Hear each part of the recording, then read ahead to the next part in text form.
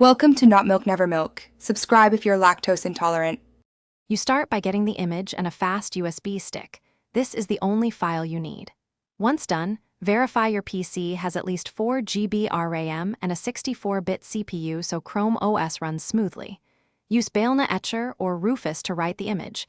Select the correct USB device and confirm. Make sure to use a USB 3.0 port for better responsiveness.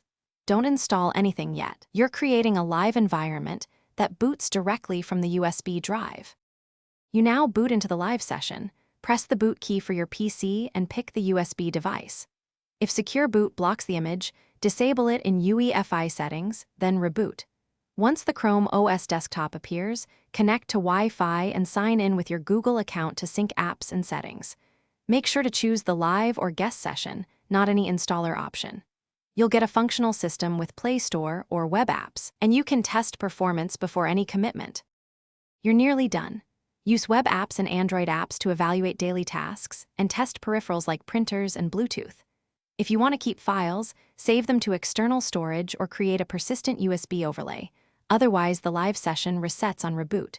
Once done, power off and remove the USB to restore your original OS. If something goes wrong, check Secure Boot first. Then try a different USB stick or another Chromium OS build. Make sure to note error message.